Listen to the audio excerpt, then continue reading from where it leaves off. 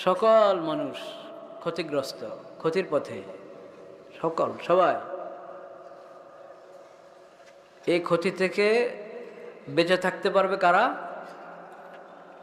ক্ষতি থেকে বেঁচে থাকতে পারবে শুধু ওই মানুষরা যাদের মধ্যে 4টা গুণ আছে। কয়টা গুণ?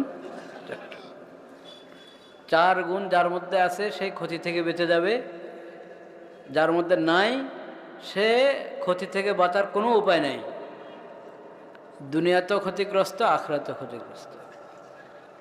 যদি লাভের রাস্তায় যেতে চাও, সফলতার রাস্তায় যেতে চাও, মুক্তির রাস্তায় যেতে চাও, তাহলে কটা সিফত থাকতে হবে? 4টা সিফত। ইল্লাল্লাযীনা আমানু, 1, ওয়া আমিলুস সালিহাত, 2, ওয়া তাওয়াসাউ বিল হক, 3, ওয়া তাওয়াসাউ বিস সবর, 4। ঈমান প্রথম হলো কি? ঈমান গ্রহণ করতে হবে, ইসলাম ধর্মে প্রবেশ করে পাক্কা মুমিন হতে হবে। ঈমান প্রথম সিফত কি? ঈমান। ইল্লাল্লাযীনা আমানু ওয়া আমিলুস সালিহাত, দ্বিতীয় হলো নেক আমল। দ্বিতীয় কি? 3, ওয়া তাওয়াসাউ বিল হক, হকের উপর মজবুত থাকতে হবে। একা হকের উপরে থাকলেও হবে না, নিজেও থাকবে হকের উপরে, অন্যদেরকেও হকের উপরে থাকার জন্য বলবে, তাকিদ করবে, একে অপরকে বুঝাবে হকের উপরে থাকার জন্য, একে অপরকে সহযোগিতা করবে। কটা হলো? 3টা।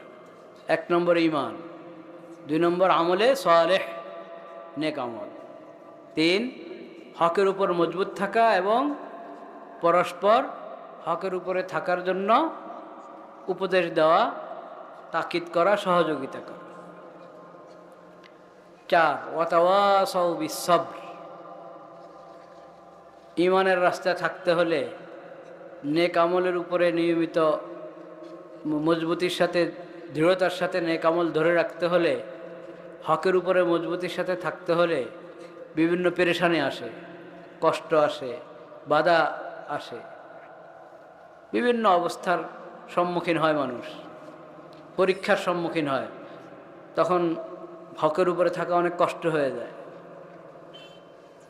তো এমন অবস্থায় ধৈর্যহারা হয়ে হক ছেড়ে দিলে হবে?